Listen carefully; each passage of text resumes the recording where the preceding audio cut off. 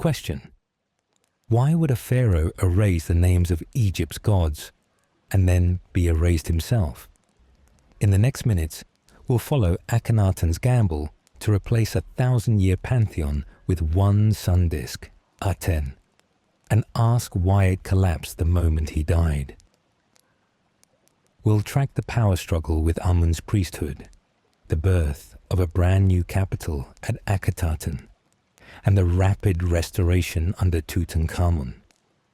Was this top-down revolution doomed by politics, by theology that only worked through the king, or both? Stay to weigh the evidence and decide if this failure actually foreshadowed later monotheisms. Chapter 1: The Day the Gods Went Silent. The question from the beginning of this story is, why did Akhenaten, the Egyptian pharaoh, replace Egypt's traditional polytheistic beliefs with the worship of a single god, Aton? The first clue to understanding this radical change is in the language itself. In a short period of time, royal orders were issued to stonecutters and temple stewards across Egypt with a strange and powerful command: remove the plural form of gods from all inscriptions and erase the name of Amun wherever it appeared. For centuries, the names of Egypt's gods had been carved into stone. Now, they were to be erased, letter by letter. To the ancient Egyptians, names were more than just labels. They were powerful. A name was believed to hold the essence and power of the thing it represented.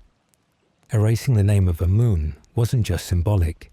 It was like stripping away the god's power.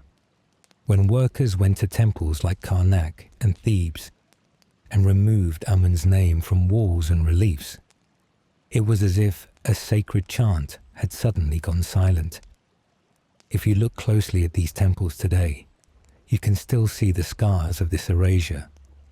Inscriptions where Amun's name had been, or where his image was shown, have been deliberately gouged out. Statues that once bore his name have been stripped of inscriptions.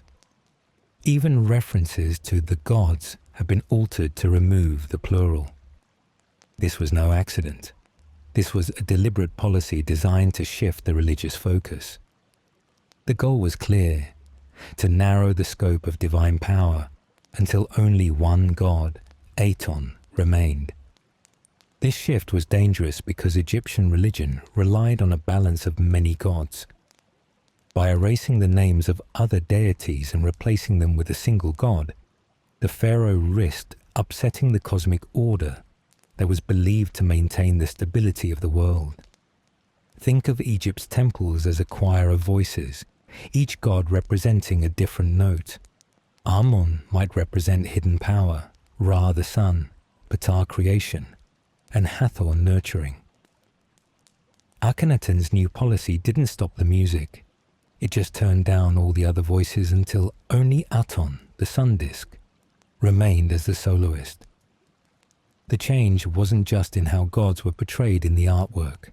The language surrounding the king also changed. Akhenaten's titles were reworked to emphasize his unique relationship with Aton. Old titles that tied the king to Amun's favor were removed, and new titles emphasized the king's role as the sole interpreter of Aton's will. The god Aton was no longer represented as a full-bodied deity with myths and stories. Instead, Aton was simply a disk with rays, each ending in hands offering life to the royal family. The language itself was altered too. Inscriptions that once praised all the gods now focus solely on the life-giving power of the sun and the king as the intermediary between Aton and the people.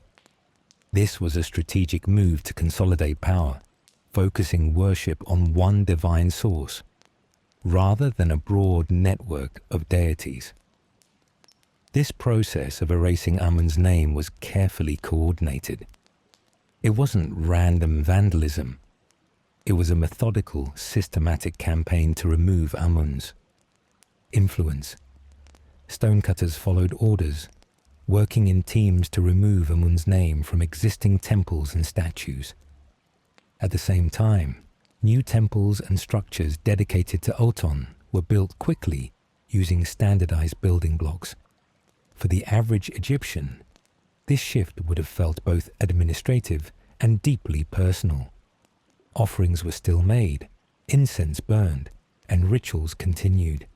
But now, the gods were no longer the focus. The king, in his role as the sole representative of Aton, became the center of worship. The king's household stood in for the gods themselves, and the people's devotion was channeled directly through him. This change did more than shift religious practice. It also stripped away the power of Amun's priesthood. The priests of Amun controlled land, resources, and ceremonies that legitimized the pharaoh's rule. By removing Amun's name from the stone, Akhenaten disconnected the priests from their power. No longer could they rely on public rituals and inscriptions to reinforce their authority. This wasn't just a religious change, it was a political one.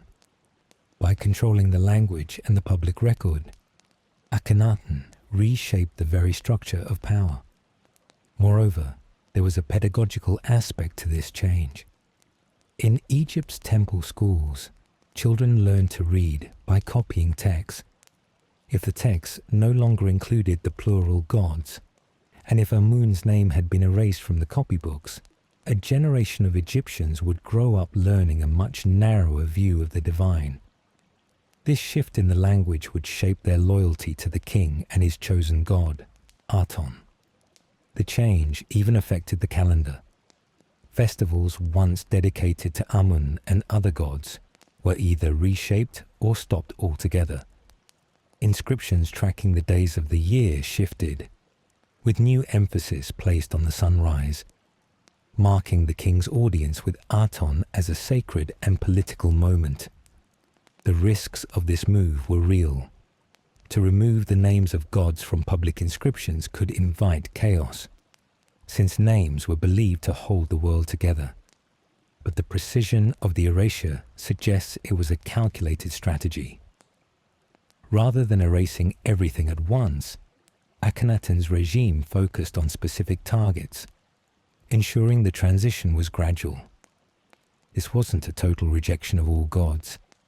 It was the silencing of their voices in the key places that mattered most. By narrowing the focus of worship to Aton alone, Akhenaten created a new normal, where Aton was the only god spoken of in the most important state rituals. This policy culminated in the construction of a new city, Akhetaten, modern-day Amarna, where the king's relationship with Aton was built into the very streets. The city was designed to amplify the worship of Aton, and the king's role as the sole representative of Aton became central to the entire urban landscape. In the end, the silencing of the gods was not an accident. It was a deliberate strategy. By controlling the names of the gods and the language around them, Akhenaten reshaped both religion and politics, using words to establish his power and redirect devotion to Aton alone. Chapter 2. From Amenhotep IV to Akhenaten. A proclamation can be ignored or reshaped by ministers, but a name can't. When a king changes the god within his own name, he changes the foundation of every official's loyalty. Amenhotep IV began with a name that symbolized his connection to Amun, a god of Egypt. This name was present on every official document, every inscription, and at every royal greeting. But during his reign, he decided to replace this name.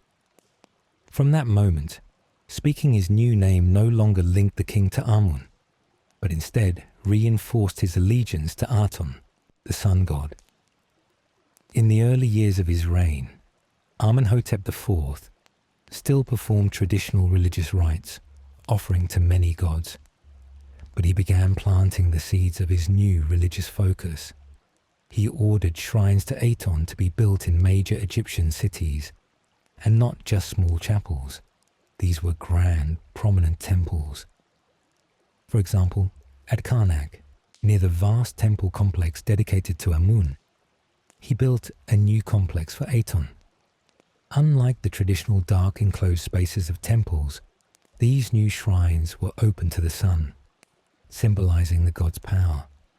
The king's titulary, official name, initially still honored Amun, but by the 5th year of his reign, the king's name officially changed to Akhenaten, which means effective for the Aten, or effective spirit of the Aten. This wasn't just a name change.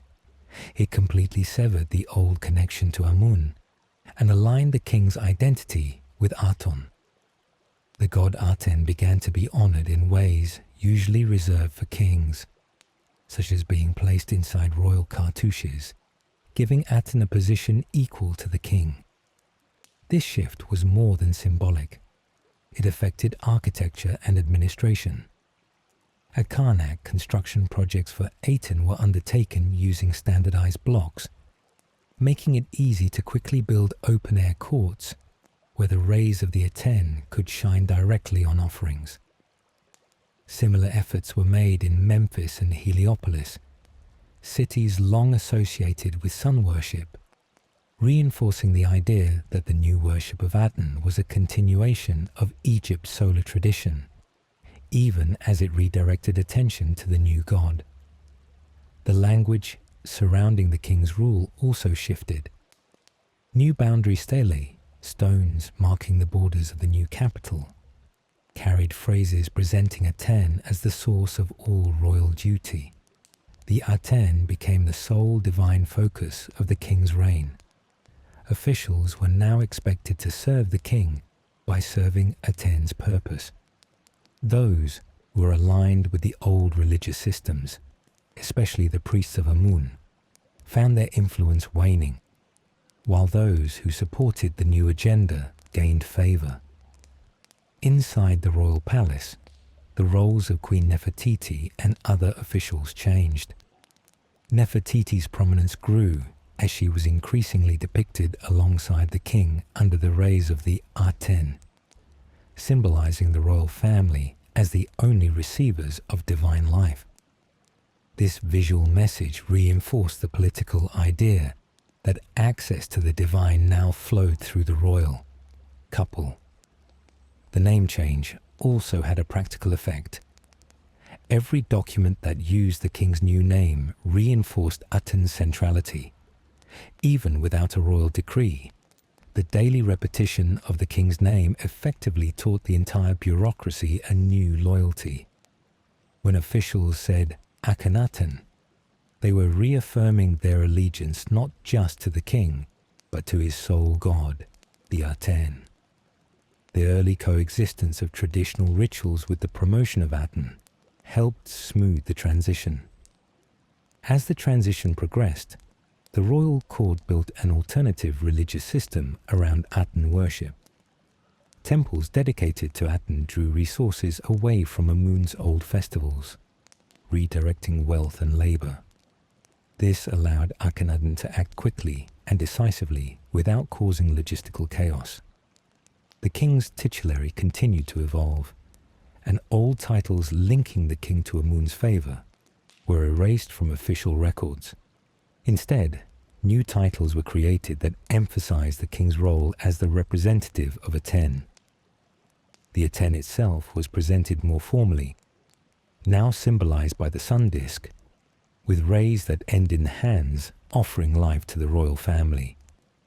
This codification made it easier for artists and scribes to produce consistent representations of the Aten, helping to solidify its place in public life. Administrators tied to the old religious systems, like those managing the temples of Amun in Thebes, had to adapt or lose influence. In contrast, those involved in Aten's building projects or in the administration of the new royal patronage system gained power. Favor in the new court was now measured by proximity to Aten projects, not by traditional religious roles. The broader impact of this transformation was significant. By changing his own name and aligning his identity with Aten, Akhenaten centralized sacred authority. The old system, where many gods and cults competed for attention, was replaced by a model in which all power came from one god, the Aten.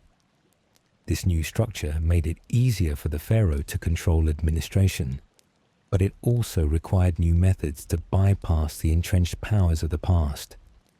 The name change was not just a symbolic act. It served as a tool to shift the loyalty of Egypt's people. Loyalty in Egypt was personal. Swearing allegiance to the king also meant swearing allegiance to his god. This transformation made political dissent seem like impiety, forcing officials, soldiers, and clerks to align their actions with the new religious system. Once Akhenaten had tied his identity to the Aten, the next logical step was to build a capital city that reflected this new reality. The new city, Akhetaten, modern-day Amarna, was designed to physically embody the Aten's power. Every street and courtyard was created to allow sunlight to illuminate the king's presence, reinforcing the idea that the king and the Aten were inseparable. The city became a physical manifestation of the new religion and the king's central role in it. Chapter 3. Akhetaten, a city invented for a sun. A new voice needs a hall, and Akhenaten chose a horizon. He selected a stretch of desert between the ancient capitals of Thebes and Memphis, naming it Akhetaten, horizon of the Aten. He declared this land belonged to no previous god, ruler, or city. To seal the city's foundation, Akhenaten set boundary stelae, stone markers that fixed the city's borders and framed a bold promise. This land was chosen by the sun god Aten, and it would serve as the center of his worship. By choosing a new, untouched location, Akhenaten solved a major political problem. There were no inherited claims, no established priesthoods or temples to challenge his authority. The land was blank, and the new capital would have no old religious or political structures to contend with. Every word spoken here would serve a new script, a new order under the Aten. However, moving the capital from Thebes and Memphis was a risky decision. Thebes was the heart of Egypt's religious power, home to the wealthy estates of Amun's priests, and Memphis was the political and military hub. Shifting the royal court to an undeveloped desert site meant uprooting courtiers, scribes, and artisans, and redirecting resources away from established religious centers. Temples that had once received offerings and supplies now saw those resources diverted to a city that was still under construction. It was a bold statement. Akhenaten would not share space with the old gods or their priests. To make the move possible, speed was crucial. Builders used talatat, small standardized limestone blocks that could be easily carried and assembled without heavy machinery. This allowed construction to proceed quickly, even in the harsh desert conditions. Foundations spread across the desert floor, with wide, straight processional avenues connecting the royal palace, temples, and administrative halls. The city was designed to emphasize light, with open courtyards and colonnades that let sunlight flow freely. Traditional temples were dark, enclosed spaces, but Akhetaten was built to expose its rituals to the sun's rays. The great Aten temple, the central religious structure, was designed with multiple open-air courts, not the typical sealed sanctuaries of traditional Egyptian temples. These courts were filled with offering tables, where bread, meat, and flowers were placed, so that the sun's rays could touch the offerings. The small Aten temple, closer to the royal palace, followed a similar design, but on a smaller scale for daily royal rites. The palace complex, connected by open causeways, allowed Akhenaten and Nefertiti to move freely under the Aten's rays, without disappearing behind walls or closed doors. The urban layout reflected the religious doctrine. The city stretched along the river, with cliffs behind it, where the boundary stelae marked the land's limits. The city's core was centered on the Aten's temples, with administrative offices close by. Worship and governance were integrated into the same space. Residential areas, workmen's villages, and cemeteries extended to the outskirts of the city, where dust from the desert winds filled the narrow alleys. The same talatat blocks used for the temples were also used to build officials' homes and public buildings, making the architecture itself a visual representation of the Aten's influence. The layout of the city turned daily routines into rituals. Every morning, as the sun rose above the eastern cliffs, ceremonies were held to greet the Aten, just as the sun's journey through the sky was seen as a sacred act. Chariots moved from the palace to the temples, mirroring the sun's movement across the heavens. Akhenaten and Nefertiti appeared in the open air beneath.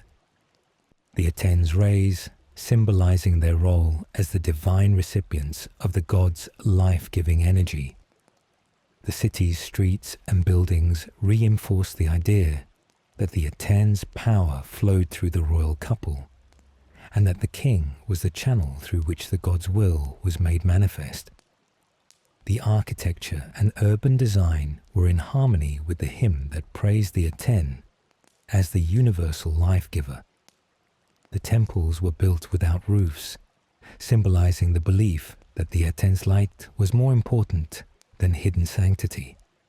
Processional routes were aligned with the Aten's daily renewal, and the phrase, "You are in my heart, and there is none who knows you except your son," echoed through the city. This exclusivity meant that there was no separate priesthood or inner shrine to worship the Aten outside of the king and queen. The royal family's presence was the only way to access the god. Building the city required a massive shift in resources. Temple revenues, labor forces, and supplies once dedicated to Thebes and Memphis were redirected to Akhetaten. Barges brought limestone and grain to the docks, and construction records show the mobilization of thousands of workers who toiled under harsh conditions. Artisans worked to produce reliefs that depicted Aten's rays, spreading the god's image across the city and keeping pace with the ideological shift. This consolidation of power worked. The king was present, and the Aten's temples received the first fruits of offerings and tribute. Clerks at the city gates monitored shipments and deliveries, ensuring the city's resources flowed in the right direction. War captives and conscripted workers were part of the labor force that built and maintained the city's infrastructure.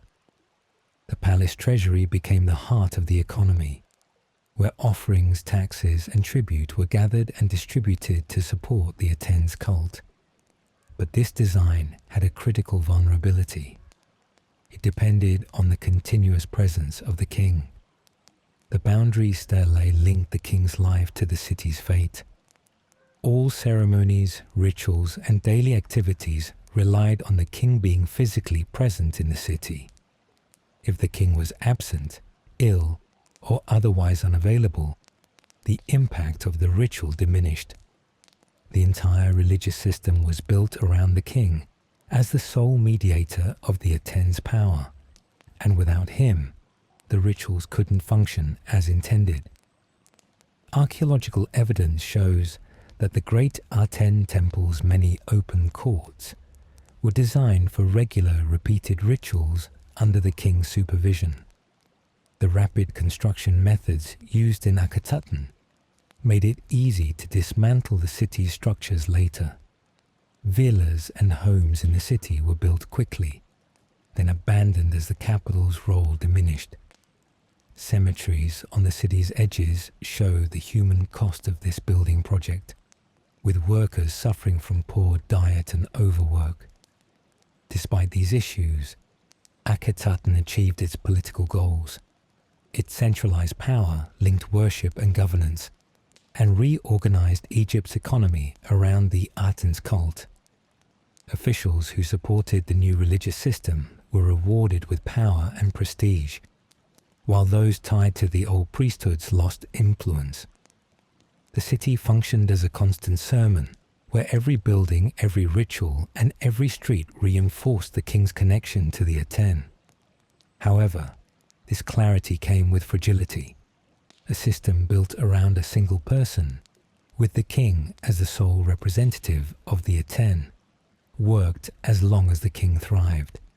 But if the king was absent or weakened, the entire system would falter. While Akhenaten's sun-filled city grew in strength, the old priesthoods in Thebes and Memphis quietly awaited their chance to regain power. Chapter 4. The Amun Problem.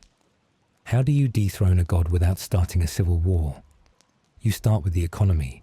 In Thebes, the powerful priesthood of Amun controlled vast resources, fields, granaries, workshops, and entire fleets of workers. Their estates funded festivals, paid salaries, and financed construction projects. Their rituals not only crowned kings, but also explained why the Nile flooded on time. Akhenaten couldn't arrest a deity, but he could starve an institution, and that's exactly what he did. He did it by cutting off resources, rerouting supplies, and redirecting specialists to serve a new altar, the Aten. On the ground, this shift wasn't a grand decree. It was a subtle realignment of logistics. Grain and beer once sent to Karnak's storehouses on the festival days were now directed to Aten temples in the new capital of Amarna. Sculptors and stoneworkers previously assigned to refurbish Theban monuments received new orders and reported to the workshops at Amarna, using talatap blocks to construct new buildings. Tax scribes updated records so that harvest quotas were redirected to Aten temples. The city docks at Amarna began receiving shipments that had once docked at Thebes. As these material flows changed, the ritual life at Thebes grew quieter. This economic redirection went hand in hand with personnel shifts. Administrators who had thrived under Amun's priesthood found their careers diverted. Clerks familiar with the rhythms of Thebes were trained to oversee the new open-air rituals in Amarna. Supervisors who once guarded the dark sanctuaries of Amun were now placed in the Aten temples, counting offerings on sunlit tables. As the flow of goods and resources shifted, loyalty followed the payroll. The priests of Amun kept their titles, but their budgets shrank. At the same time, the messaging from the court began to reflect this realignment. Court texts began to contrast the hidden god Amun with the visible source of life, Aten. The rays of Aten were depicted reaching the royal family, while references to Amun disappeared from captions and cartouches. This framing of the two gods was practical.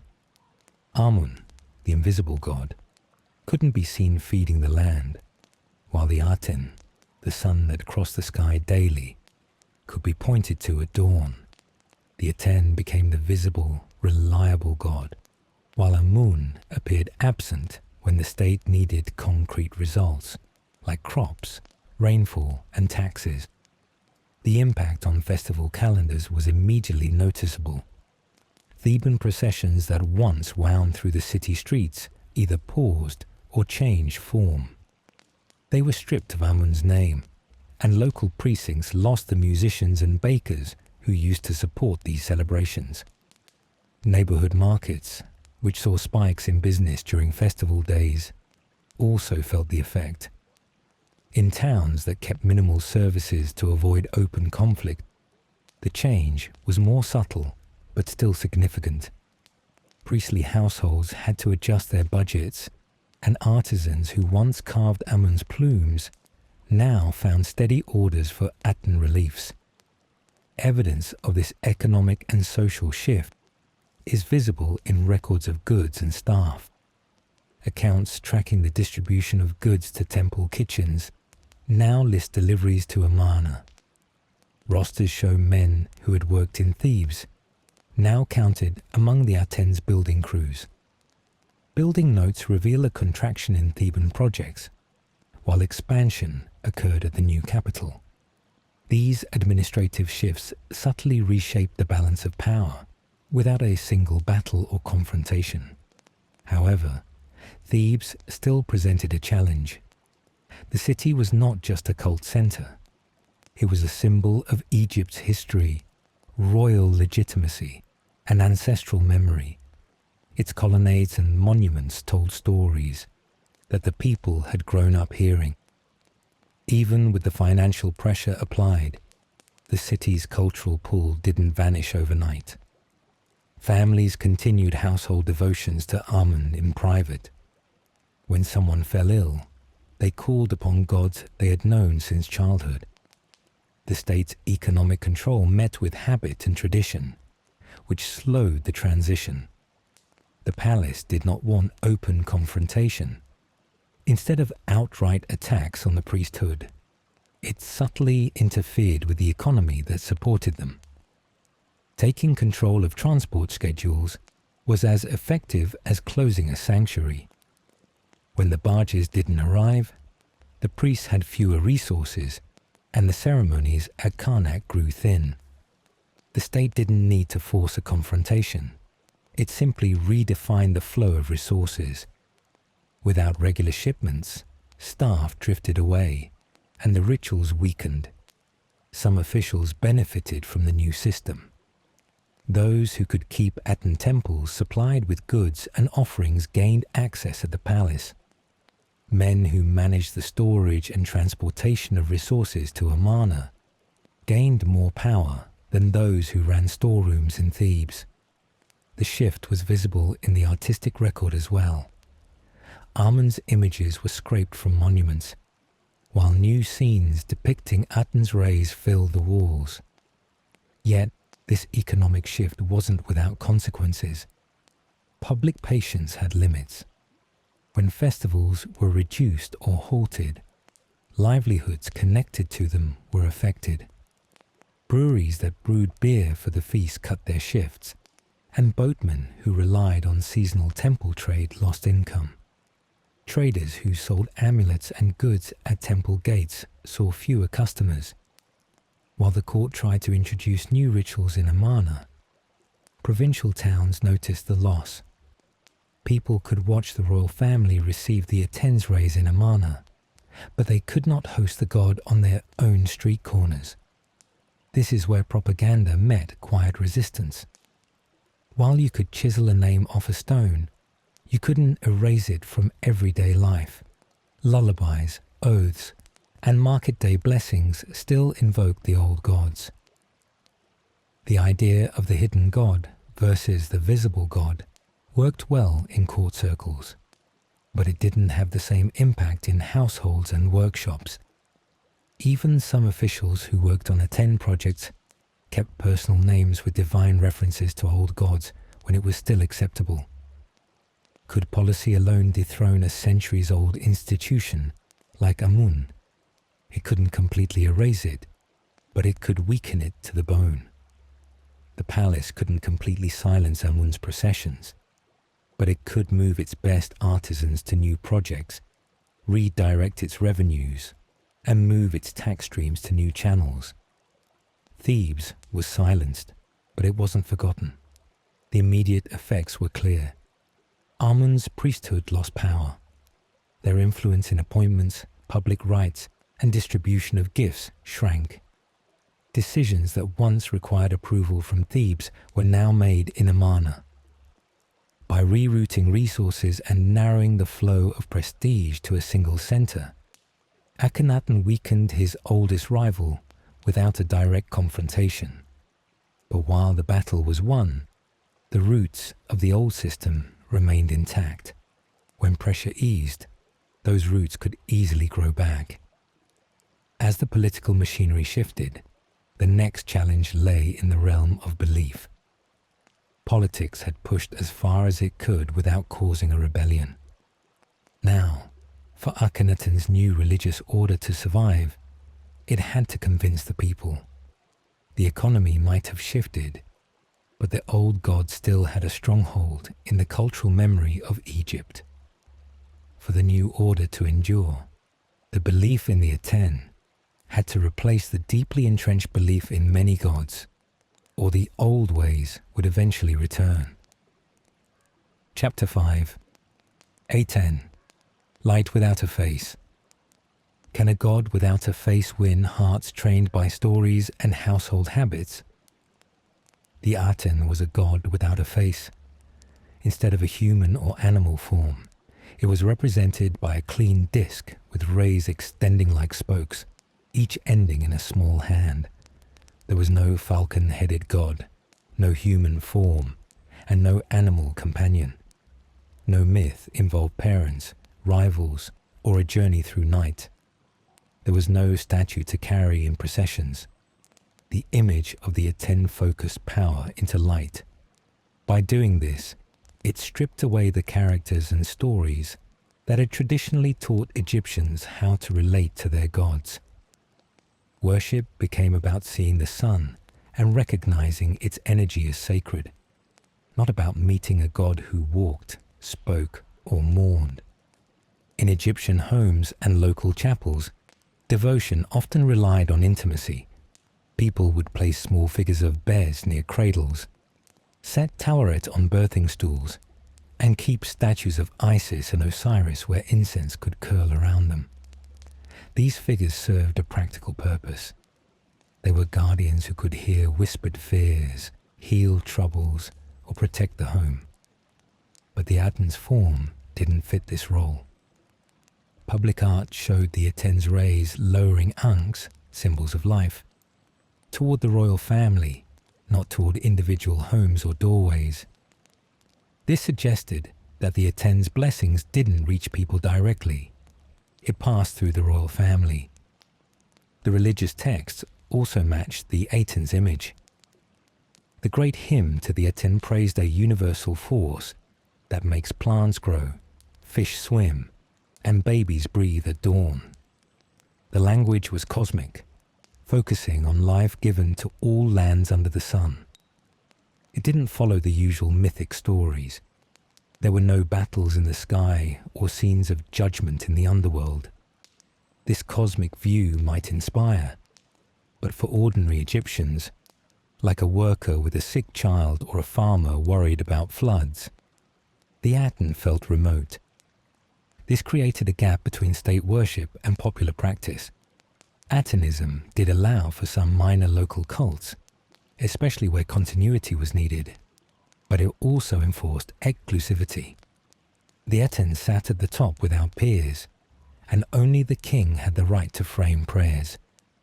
In public art, the Aten's rays were always directed toward Akhenaten and Nefertiti, reinforcing their role as the only recipients and mediators of the Aten's gifts. Without them, the Aten's blessings couldn't reach anyone else in the same way. Anthropology helps explain the tension. Ritual intimacy relies on stories you can tell, objects you can touch, and regular acts you can perform. The old gods provided this connection. People sang laments for Osiris, wore amulets with Bes's smile, and invoked the magic of Isis with special knots. The Aten's worship, on the other hand, was about accepting a daily spectacle, the sunrise, and seeing the king as the one who mediated this spectacle's divine power. This abstract approach limited the number of ways a common person could feel connected to the sacred. To address this, officials tried to bridge the gap through instruction. Hymns were displayed on walls and stelae, teaching people to read the Aten's light as a gift for all. The Aten's rays fell on Egyptians and foreigners alike, on fields, rivers and shores, but still, the channel of worship remained narrow. Without a narrative body to carry into homes or portable idols to display, devotion was left as a spectator sport. People could watch the rays and salute, but they didn't have a script for private prayers that felt officially sanctioned. This design wasn't an oversight. It was a deliberate choice. By eliminating a pantheon of gods, the system cut out rival priests and intermediaries. Priests of Amun, Ptah, and Hathor couldn't run parallel paths to the divine. The king and his family became the only priests. This centralized power in the royal family, but it also made genuine personal devotion difficult. People kept honoring the old gods quietly at home, because those gods had a history of responding to their needs. The Aten's abstract language also changed ethics. Instead of focusing on mythic stories of judgment or mercy, the Aten's hymns stressed the order of the daily world. Light arrives, life begins, creatures feed, and then evening comes. Harmony became the measure of goodness, and gratitude was the response. This worked well in the capital, where ceremonies marked the sunrise in open courtyards. But for a farmer, hoping for rain, or a mother seeking protection for her child, the Aten's message of order didn't offer much comfort. Without the usual intermediary gods, some local religious practices persisted, though they were often modified. People who had always worshipped gods at wells or crossroads continued doing so, but they replaced the forbidden names with more generic terms. They adopted the public message about the Aten, while holding on to their private devotion to older deities. Atenism tolerated this to an extent, but the system still demanded a single apex, the king and his family. Chapter 6. The family as church. If the god stands far away, the court brings the camera closer. In Amarna reliefs, the royal family becomes the center of worship. Akhenaten, Nefertiti, and their daughters are shown sitting under the Aten's rays, with small hands at the end of each beam, lowering ankhs, symbols of life, to their noses. These scenes at first glance look like domestic moments. A kiss for a child, sharing a flower, or passing bread. But they're not just everyday life. They function as rituals. Tenderness becomes a form of worship.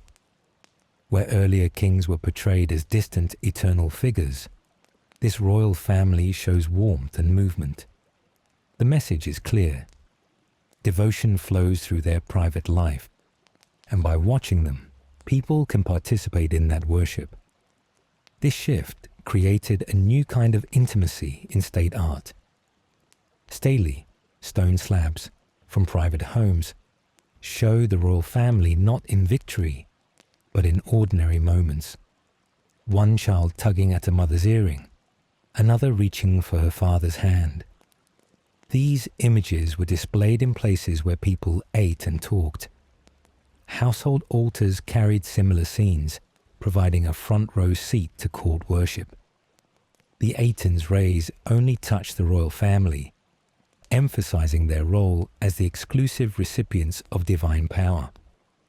By bringing the royal family's life into people's homes, the state tried to bridge the distance left by a god without a physical form. The royal figures themselves break from tradition. Their bodies are elongated, with soft bellies, wider hips, and longer heads. The king's form doesn't appear strictly male or female.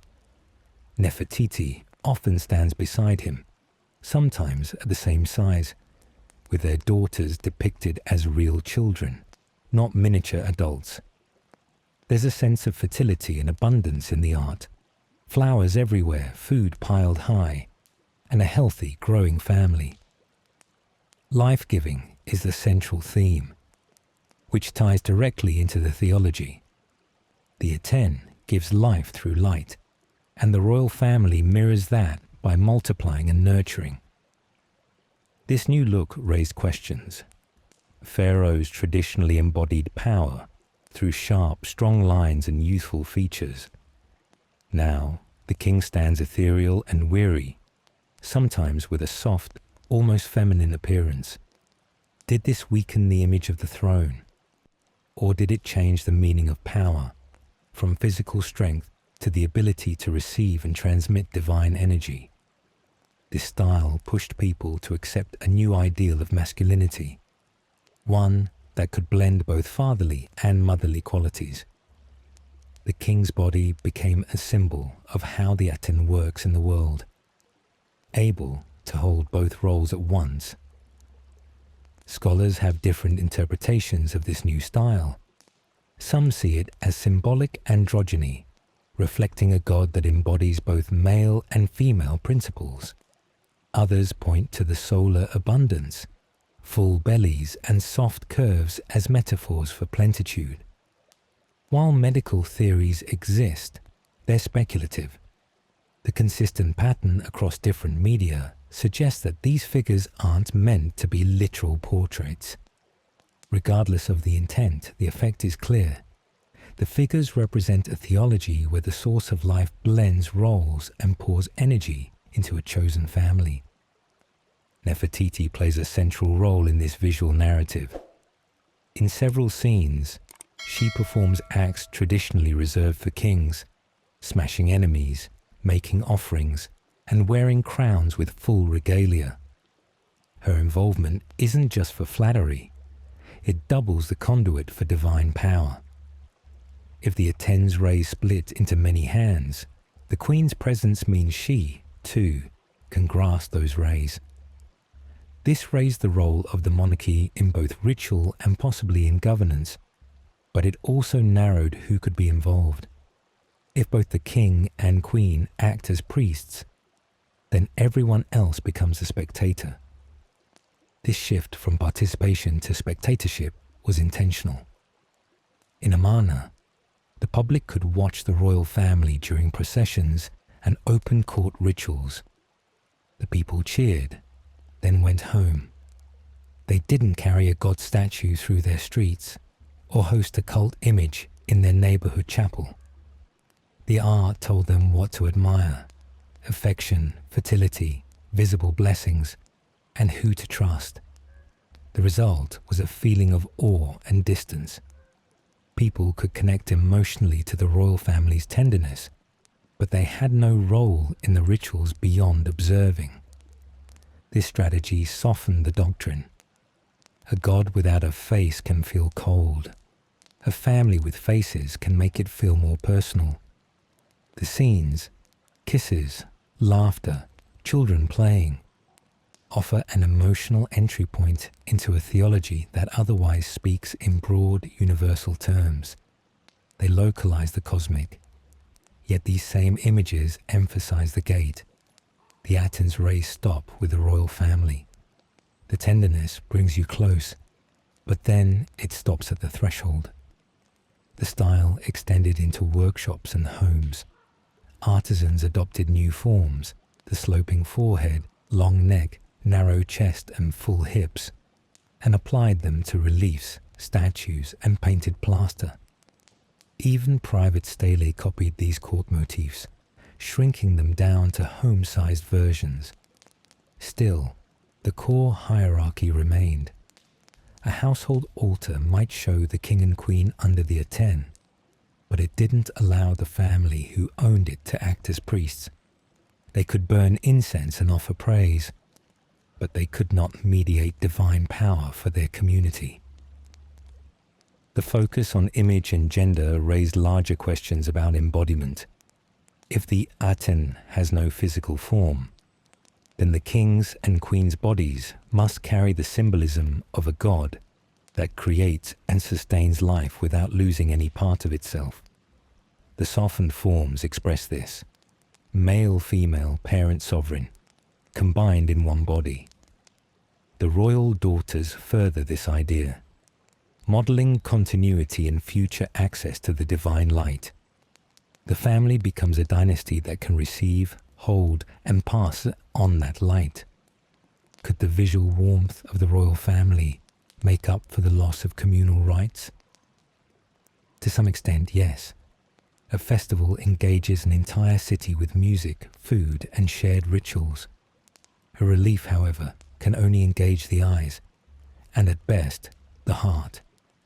When local processions slowed down, the state replaced the festival with a gallery of art.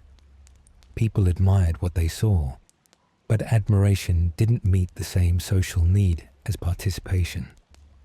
The distance between the people and the divine grew most noticeable in towns far from Amarna, where a stela on a wall could not replace the memory of a god visiting the neighborhood. Still, the art achieved its purpose in the short term. It made the royal family feel familiar without making them seem ordinary. It gave the people something to love while teaching them who to follow. It told the nation that the way to the Aten lay through a husband and wife and their children, and no one else. This message endured as long as the family stood on balconies and in courtyards under the Aten's light. But beyond those courtyards, another test loomed, written in clay and sealed with the names of foreign lands. Chapter 7. Letters from a Restless World. Did the sun's new city diminish Egypt's influence abroad? The best evidence can be found in clay. The Amarna letters, hundreds of tablets from foreign rulers and kings, show how Egypt was addressed in terms of gifts, grievances, and requests.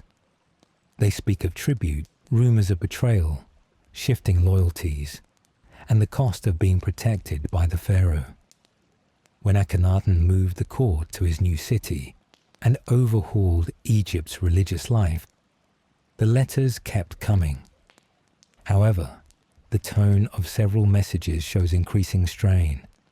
Vassal cities in Syria-Palestine warn of raids and rival threats. Some complain about changes in protocol. As the royal court reshaped itself, the demands from abroad grew louder. One voice stands out for its frequency and urgency: Rib Hadda of Byblos. His letters read like a series of alarms. He requests archers, supplies, and confirmation that Egypt still guarantees his position. He names nearby enemies, hints at defections, and ties his local insecurity to the question of whether the pharaoh still prioritizes the northern frontier. Each letter is like a drumbeat. If Egypt delays, cities will switch allegiances. The situation isn't one clear crisis, but a slow erosion of trust. A network begins to fray when its center is perceived as unresponsive. The letters also reveal that diplomacy remained active at high levels. Relations with Babylon and Assyria continued, although the tone and pace of communication varied. Mitanni, Egypt's longtime ally against the Hittites, offers a revealing example. Tushratta, the Mitanni king, complains that the expected bride price for a royal marriage was shortchanged, with gold-plated wood sent where solid gold was promised. This grievance signals more than just a squabble over gifts.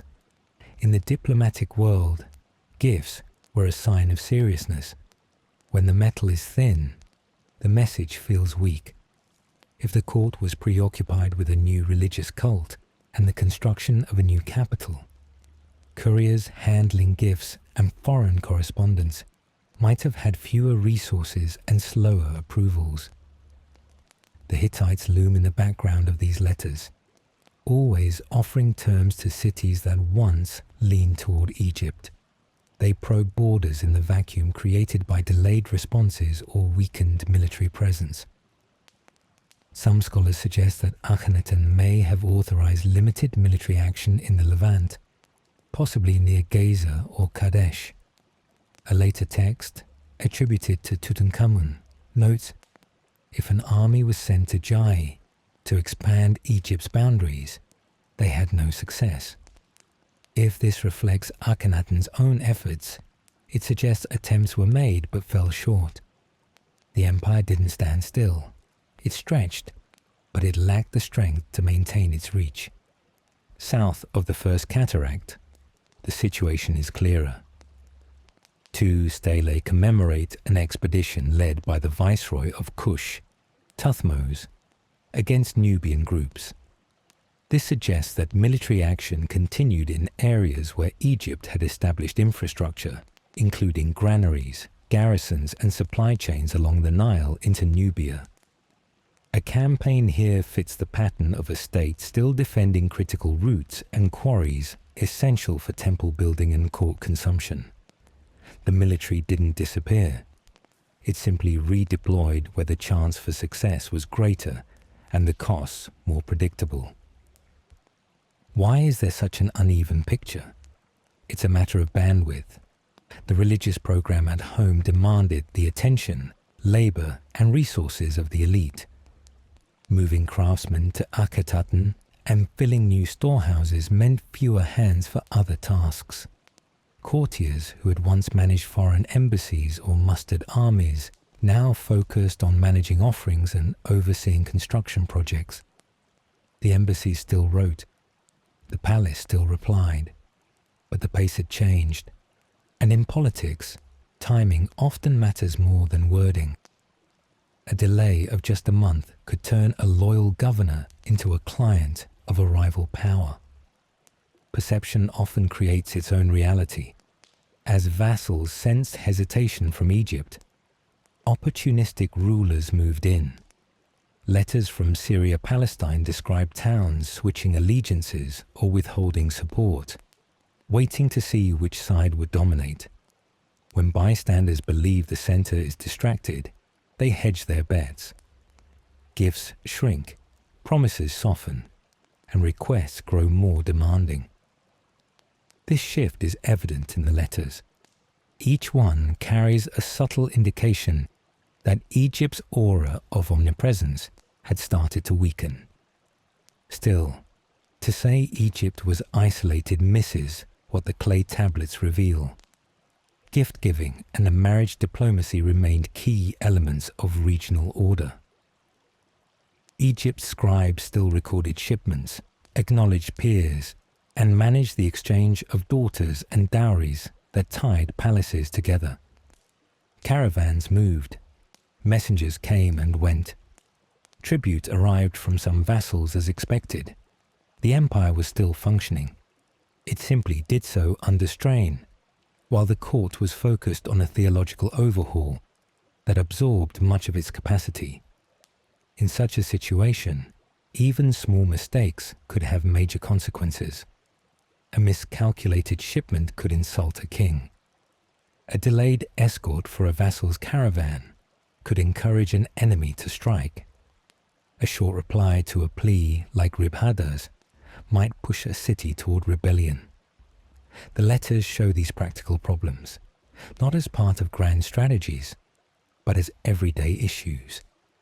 Who is paying the guards? Where are the archers?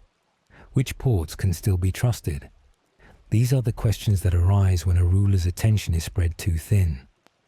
The letters also hint at a feedback loop between internal legitimacy and external authority. A king who is fighting internal religious battles doesn't have the same energy to enforce discipline abroad, and setbacks on the frontier feed critics at home, who argue that the gods have abandoned the pharaoh. In a system where the Aten is only meant to speak through the king, foreign embarrassments risk being seen as a sign of theological discord. If the sun god blesses the throne uniquely, why do allies complain and enemies advance? Though the archive doesn't explicitly ask this question, the subtext is unavoidable. What emerges is a measured picture. Atonism did not stop foreign policy. It didn't pull garrisons from Nubia or end negotiations with other great powers. However, it strained Egypt's resources. The court couldn't fully support every promise while building a new capital and focusing on religious rituals. This strain amplified regional risks. Rivals gained ground when the pharaoh's clerks took longer to reply. or when smaller gifts were sent. Vassals wavered when promised troops failed to arrive. In the end, the tablets record a world that grew restless. This wasn't a collapse, but a test of endurance under divided focus. The empire held in parts, slipped in others, and watched as the Hittites took advantage of gaps in Egypt's influence.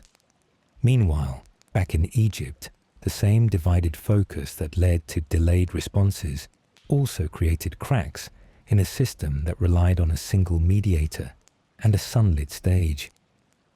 As those cracks grew, the balance between spectacle and stability began to shift. Chapter 8. Cracks in the Sun. How do you measure the fatigue of a revolution? In the final years of Amarna, the signs of strain shift from bold to subtle. Titles change. Faces in reliefs shift their focus. The palace's script adds names, hinting at a plan to avoid a single point of failure. The court, once reliant on the power of one name, begins to test the waters of using two or even three. The records show a house trying to prepare for the day when its core doctrine, focused on one divine mediator, was no longer sustainable. One clear problem lay in plain view. If worship must pass through the king, the issue of mortality becomes more than a private concern. It becomes a structural flaw. The Aten's gifts were presented through Akhenaten and those he placed by his side. This raised the stakes of succession. In the later phase, evidence shows a shift in roles, especially with Nefertiti. Her titles grow longer, and her visibility in ritual scenes increases. Some readings even link her to the name Nefer-Neferuaten, a royal title with full kingly privileges. This would allow for continuity if the first mediator, Akhenaten, were to falter. A second name emerges at this critical time, Shmenkare.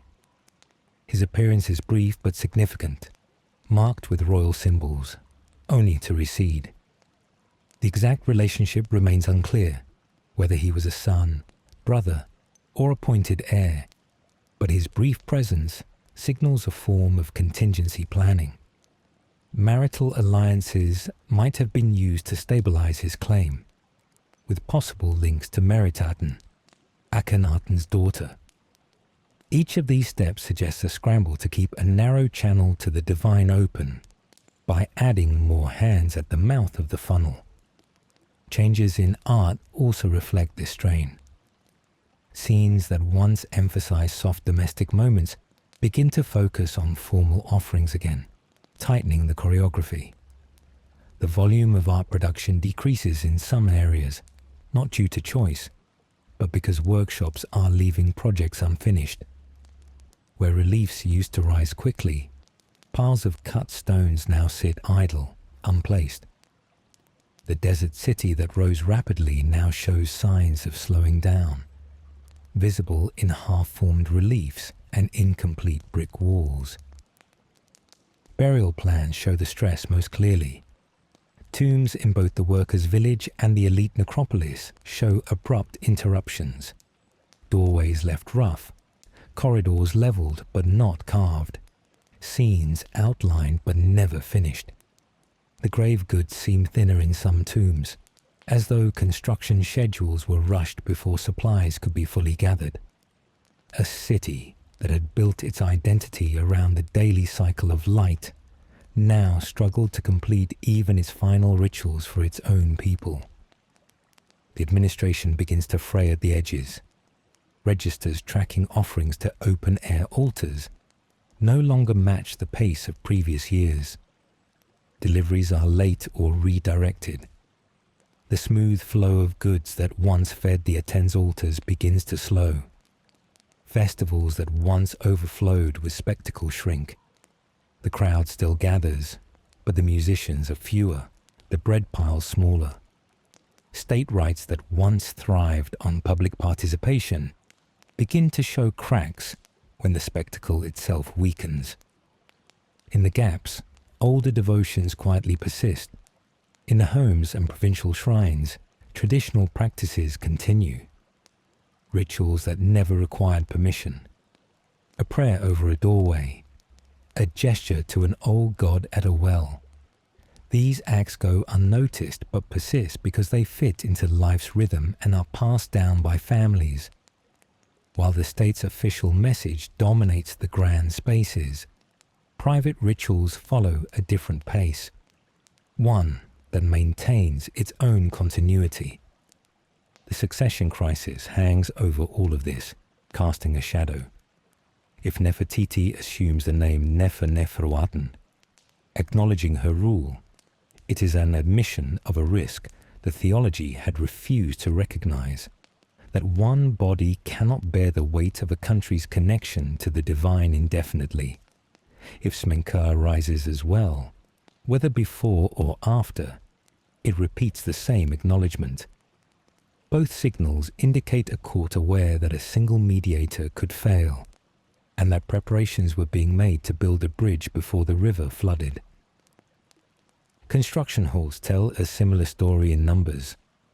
The scale of new construction drops after a peak.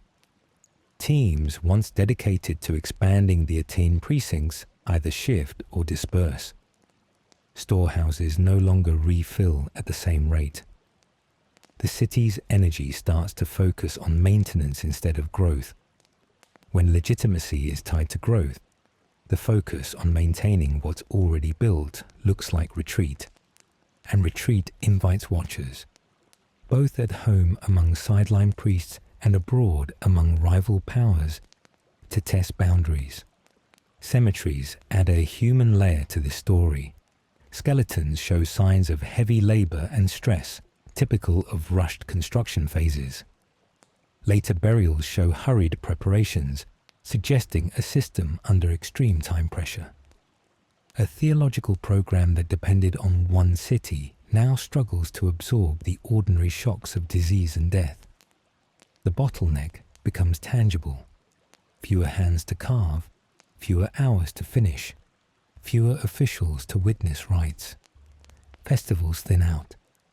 Where Amarna once overflowed with sunrise processions, later schedules condense ceremonies around royal appearances, as though the calendar now depends on the health and movement of the monarch. In towns beyond, people turn to local devotions, seeking continuity because the state no longer provides rituals they can own.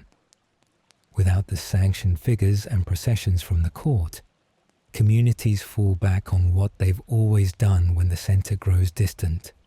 They keep their own time. Administrative dislocation shows up in how orders travel. Messages that once moved in steady rhythms now arrive offbeat. Overlaps in titles on seals and docket notes suggest that offices are adjusting to new names, while old titles still circulate.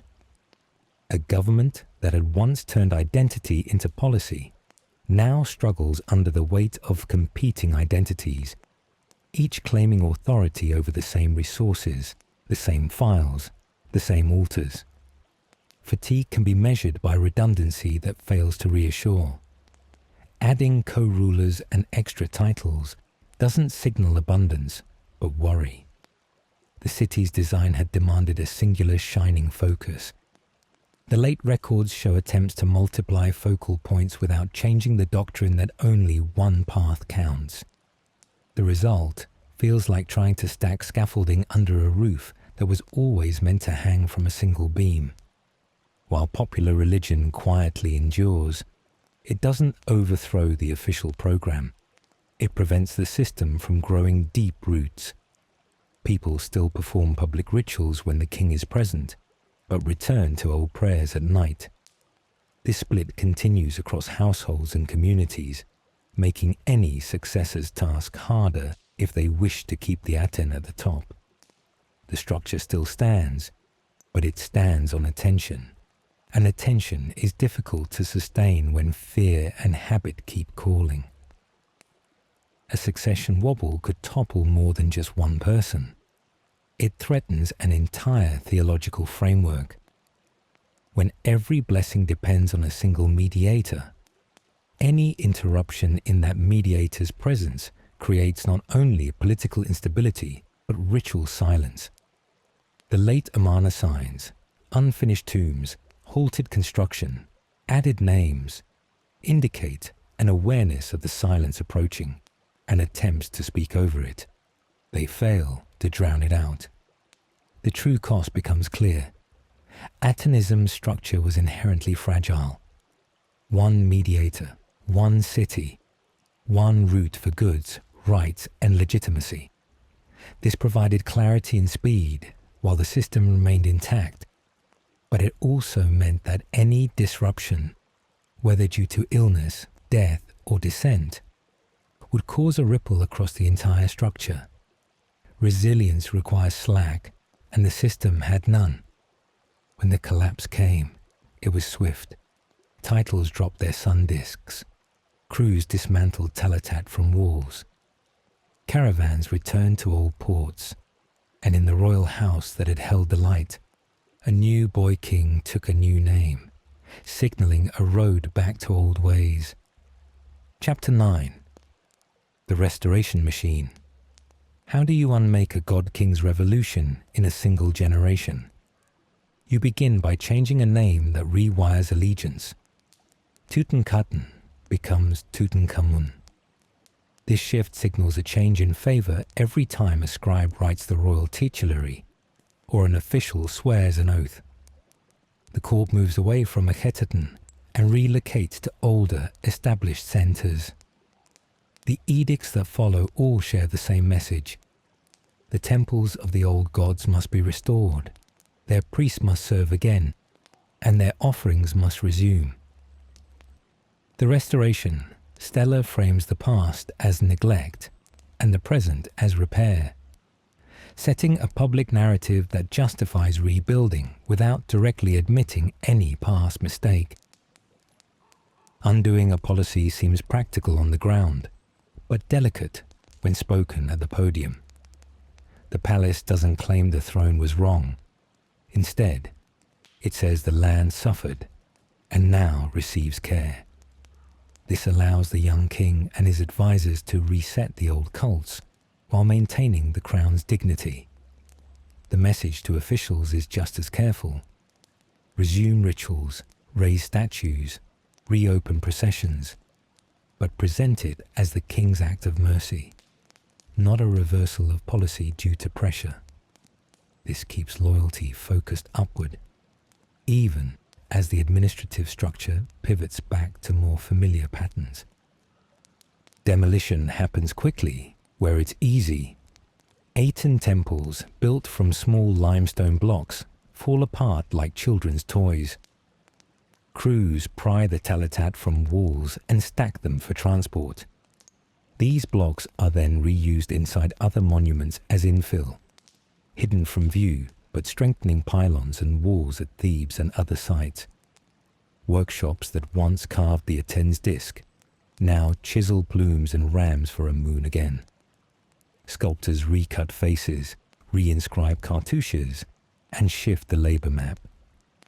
The city that once taught the Aten as the law of liturgy now becomes a quarry for restoring the old order.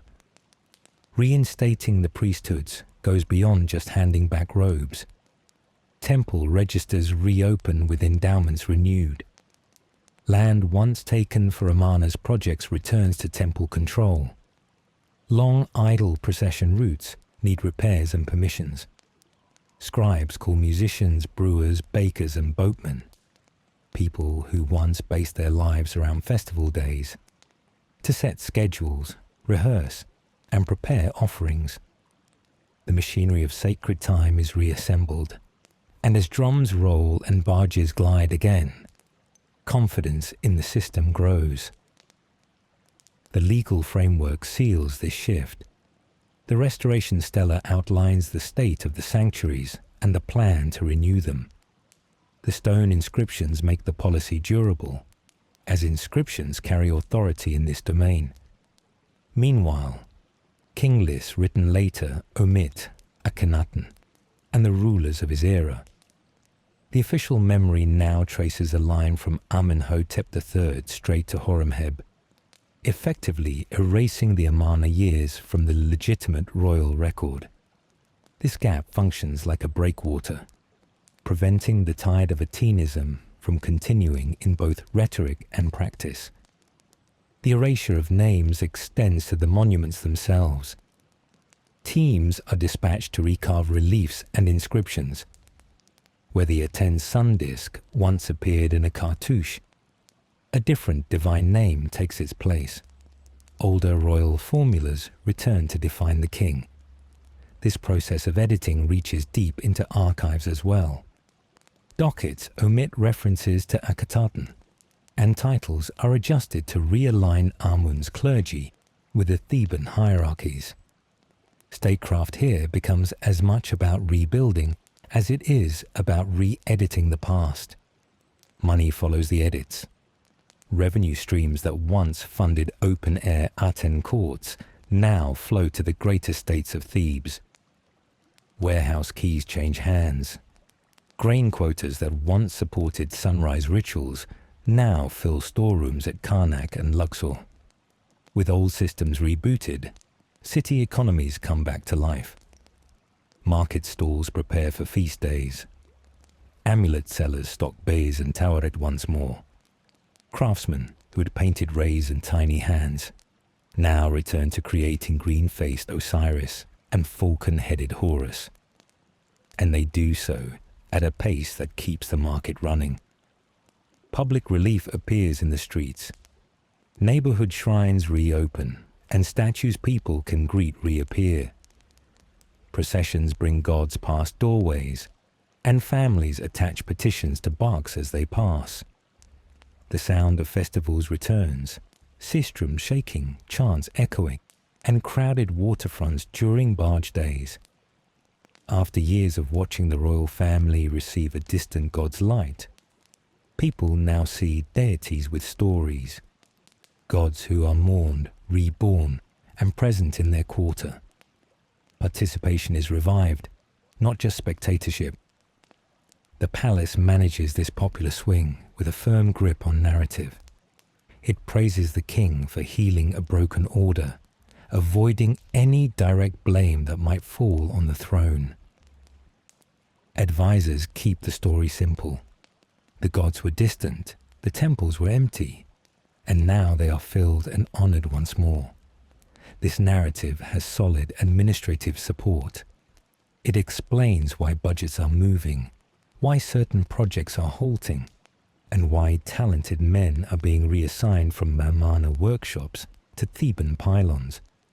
It also offers protection for those who served under the previous reign. They can continue their work with clean hands, as the narrative frames the restoration as a pious act, rather than a repudiation of the past. Amarna's material becomes a resource. Talatat are integrated into massive walls, hiding the past within the future. The speed of this reuse speaks both to practicality and intention. Quick salvage supplies the stone needed to rapidly sanctify spaces, while burial within older forms turns the fabric of Atenism into a support for Amun's temples. Every block swallowed by pylons is a lesson in how states absorb revolutions. They digest them into their own structure. Was anything of Atenism too embedded to erase? The answer emerges in subtle choices that linger. Certain turns of phrase in hymns continue to circulate among scribes who learned during the Amarna years. Artists hold on to the intimacy of family portrayal in private stele, even as official canons return to older proportions. Administratively, the speed of standardization and modular building remains in the muscle memory of the crews, who can now mobilize quickly for restorations. At the same time, institutional Atenism fades. No state cult centers feature the sun disk at the apex. Priesthoods revert to older ranks. Calendars regain their many feasts. The capital refocuses on Thebes and Memphis, and Akhenaten empties in stages as officials and workshops leave, taking their ledgers and tools with them. Its cemeteries still hold the dead, but the city's courts no longer host the dawn rituals that once governed the budget. The system closes its loop without leaving any door ajar. The relief among the populace is not only spiritual, it's also economic and social. Festival schedules offer predictable work and trade. Households can display old protective figures openly. Parents teach prayers that echo through the streets. The monarchy benefits from this relief because a content city is easier to govern than a silent one. Ritual normalcy transforms into political stability, and stability helps the young king's image remain steady as he grows into the role that his name now signifies. The mini payoff is clear.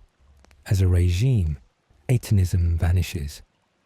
But as a cultural shock, it leaves thin traces, phrases, habits of workshop speed, and a widened sense of intimacy. Things that don't form a rival order, but still haunt the edges of later practice. The machine of restoration does its job. Rebuild, reassign, re-narrate. So was this a failure or a seed? Chapter 12. Failure or foreshadowing. Can a failed revolution still change how civilizations think about God? Akhenaten's experiment collapsed quickly. Temples were dismantled, names recut, and budgets rerouted. Yet, the ideas it highlighted didn't vanish as easily as the buildings. This creates a paradox. Politically, Atenism ended in a clear defeat, but intellectually, it left ripples that scholars continue to track. A single, universal source of life, worship without a mythic body, a language of cosmic order that aimed beyond Egypt's borders.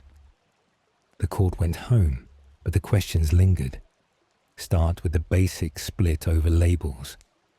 Was Atenism monotheism, or something less exclusive? Many Egyptologists prefer henotheism, worship of one god without denying the existence of others. The practice on the ground seems to support this. Names of gods like Ra, Ptah, and Thoth continued to be used, and a major temple at Memphis never closed. Even Akhenaten's titulary still connected him to Ra.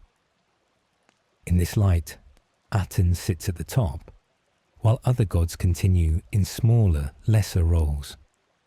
But there's a counter-argument in the hieroglyphic system itself. Orly Goldwasser notes that the treatment of Aten in hieroglyphs breaks the usual rules. There's no standard divine marker, which functionally sets Aten apart from other gods. This move didn't deny other gods, but it created a fence around Aten, isolating it as unique. So we have two interpretations: a devotion that tolerates others, and a shift that isolates Aten as one of a kind. These two frames matter because they reveal the revolution's reach. If Atenism is henotheism, its novelty is administrative centralization dressed up in new theology. If Aten was truly isolated as a unique being, then it's not just fewer gods, but a completely new type of god. The art supports this distinction. Aten has no body, no animal head, no mythic parents or enemies. The rays with hands finish the image. The great hymn speaks in universal terms. Light animates the land. Creatures wake, people work. Evening brings them rest. This style of speech normalizes an idea that later monotheisms would take for granted. A creator who exists beyond stories and sustains life by being the source of it. Comparisons sharpen the question of influence. The parallels between the Aten hymn and Psalm 104 are well known, especially in their shared motifs. Sunrise, the waking of living things, the ordering of day and night, the sea with its creatures. This overlap suggests a common stock of Near Eastern ideas, reshaped into hymns of praise rather than a direct influence. Still, It proves that a high, ethical hymn to a universal sustainer was thinkable, singable, and memorable during Akhenaten's reign. On the more speculative side, Freud's thesis about Moses suggests Akhenaten as a distant ancestor of later monotheism. While this is more of a thought experiment than historical fact, it highlights how much this episode tempts readers to draw connections across centuries, even when the evidence doesn't support it. On the ground, smaller currents carried forward. Language shifted in ways that outlived the regime. Phrases from court hymns later appeared in adapted forms. Some officials trained in Amarna's offices kept a preference for plainer prose, emphasizing effective action over the temple flourishes. Artistic habits left subtle traces as well. Private stelae after the restoration sometimes retained a hint of family intimacy in poses, even though proportions returned to older styles. In administration, the modular construction and standardized workshops didn't disappear. Crews who had mastered the speed of Talatat could now scale repairs and new builds quickly when the old gods were reinstalled. None of this preserved Atenism as a system, but it preserved its muscle memory. The philosophy behind the reforms pushed limits that Egypt typically kept soft. A universal creator, present in every dawn but without a statue, makes devotion depend on recognition rather than encounter. This move elevated theology beyond stories, which clarified the concept but weakened the connection. Later monotheisms solved this intimacy problem with scripture, law, and communal rites. Atenism didn't have those supports. It provided a center without a community practice people could embrace. Without portable images, shared meals, or weekly assemblies, the creed flowed one way, from throne to people, rather than being a shared practice across households. This limitation is the strongest counterpoint to claims of lasting influence. Transmission needs institutions. Atonism staked its existence on a city, a royal couple, and a calendar tied to the king's presence. It didn't offer a text for people to carry with them, nor a rule book for daily life at the local level. When the conduit broke, there was nothing else to hold it together. The restoration didn't need to argue. It just needed to reopen the old temples and let people do what they already knew. If success is measured by duration and replication, Atenism fails. But duration isn't the only metric. Revolutions also expand what people believe is possible. Atonism made a new thought publicly operational, that a single universal source can stand at the top, claiming every field, shore, and breath under one sun. It linked that idea with a radical visual grammar, no body, no myth, forcing worship to address a presence too large for stories. Even if later Egyptians walked away from the program, the horizon widened. Scribes had written, sculptors had carved, and singers had voiced a creed that made unity the principle and light its sign. That widened horizon shows up in how scholars now describe the movement. The henotheism reading supports the facts of practice. Other gods existed, even if their roles were reduced. The linguistic isolation argument shows how a culture can create new categories without overtly banning old ones.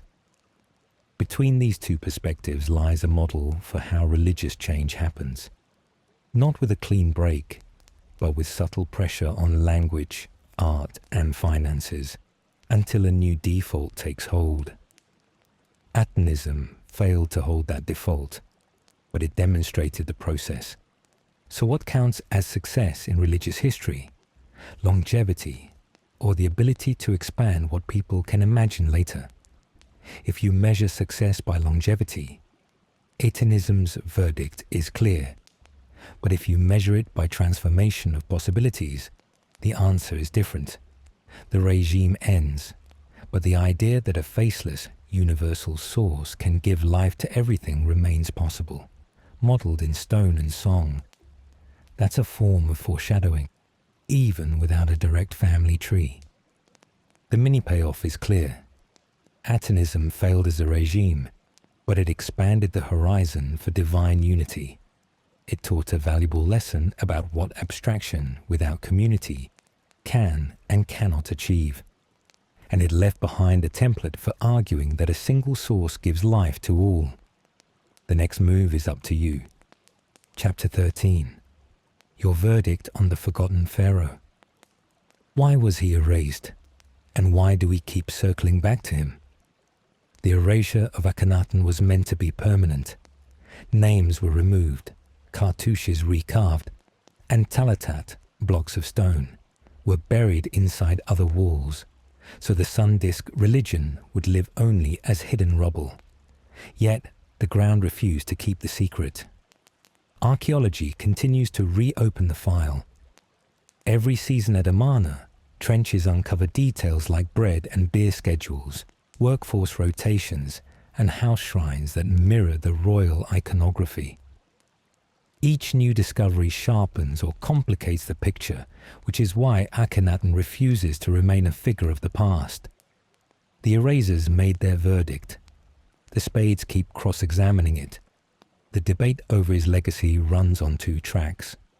On one, he's seen as a heretic who twisted the state to serve his own cult, drained resources from traditional temples, and let diplomatic attention slip, allowing rivals to advance. On the other, he's viewed as a visionary who sought to align worship with a singular visible source of life, cutting through layers of priestly intermediaries and reshaping royal identity to fit an abstract creed. The same actions support both interpretations, depending on which costs you choose to focus on. This split is why Akhenaten is a subject of debate, not a neatly labelled figure. People see what they fear or hope in a leader who rewires meaning by royal decree. To understand Akhenaten, you can use three frames. The political frame says overreach. A king weakened a major priesthood, moved the court to a new city, and centralized both revenue and ritual in his own hands. The win was speed and control. The cost was resilience. The theological frame says design flaw. A god without a face, no portable images, no household pathway, and a single mediator makes for grandeur without glue. The prototype frame says experiment. He modeled a universal source and non-anthropomorphic worship at scale, revealing both the appeal of unity and the need for communal practices to carry it. Each frame reveals real features. None alone fully captures the case. So what counts as lasting influence? Institutions that endure, or ideas that keep coming back? If endurance is the measure, Atonism fails. The cult center empties, the calendar fills again with many feasts, and the old priesthoods resume their roles. If recurrence matters, the idea that a single, universal giver of life can sit at the top remains, once it's been carved into stone and taught to scribes. Later cultures don't inherit Atenism, but they inherit a world where such ideas are possible. Current excavations keep nudging the needle. The Amarna project continues to uncover details about workers' diets, bureaucratic habits, and how offerings flowed through open courts. Street plans confirm how the city turned sunlight into a schedule. Cemetery data show the human cost of the city's construction and the strain of later years. Administrative scraps refine timelines for personnel transfers and resource flows. Each new discovery pushes scholars to reconsider what parts of the revolution were sustainable systems and which were just spectacle. As interpretations evolve, so does the balance between heresy and innovation. Let's consider two scenarios. Atonism as a cautionary tale, a top-down creed They replaced shared rituals with spectatorship, pinned legitimacy on one body and one city, and collapsed because it had no parish beyond the palace. The lesson: don't confuse visibility with consent or speed with strength. Atenism as an intellectual forerunner, an early state-backed articulation of a single universal source that refused mythic depictions and taught people to read the world's order as divine speech. The lesson: abstraction can elevate theology, but it needs new tools, texts, laws, congregational practices to take root in everyday life. Now, here's a concrete prompt for you. When judging a religious revolution, do you prioritize its institutions or its ideas? If a system falls but shifts the range of what people think is possible, has it failed? Or has it changed the game? This isn't a rhetorical question. It cuts to how we understand this episode. One metric values budgets and buildings, while the other values horizons. Ongoing work at the site matters because it tests our assumptions. As new house blocks and offices emerge, we learn how ordinary families navigated the gap between state rituals and private needs. As epigraphers reread boundary and dedication texts, we discover how doctrine tightened or loosened over time. As osteologists publish health profiles, we assess the cost of channeling a country's labor into one city. The archive is still open. This fluidity keeps the debate honest. So back to the original question.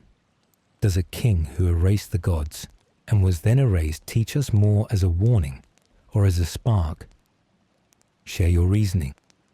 If you lean towards the cautionary tale, point to a mechanism: spectatorship replacing participation, revenue centralization creating brittleness, or diplomatic bandwidth thinning due to domestic reforms. If you argue intellectual forerunner, name the element you think traveled: non-figurative divinity, a universal ethic key to nature's cycles, or the very idea that unity can claim every field and shore. Last chapter. Conclusion. So what can we learn from Akhenaten's failed revolution? Was it just a cautionary tale? Or did it leave a deeper mark on history? Perhaps both. Akhenaten's political and religious experiment ended in erasure. Temples dismantled, records rewritten, and the grand city of Amarna abandoned to ruin. But the ideas it introduced, a single universal God, a deity without a body, didn't disappear. In fact, they sparked a new way of thinking about the divine that still resonates today. In the end, the revolution may not have lasted, but it changed what was imaginable. Akhenaten's bet on abstraction, his choice to center worship around an invisible, all-encompassing God, paved the way for future religious revolutions. Whether or not it succeeded in his time, the idea of a singular, total divine force would continue to influence religious thought for centuries to come. So Akhenaten may not have failed because of the ideas he held, but because those ideas were too ahead of their time. Ideas that would only take root much later. His legacy doesn't lie in the structures he built or the gods he erased, but in the horizons he opened for future generations. So what do you think? Was Akhenaten a visionary or a cautionary example of what to avoid when reinventing religion? Let us know your thoughts in the comments. If you enjoyed this video, don't forget to like, subscribe, and hit the notification bell so you won't miss any of our future content. See you next time for more fascinating discussions.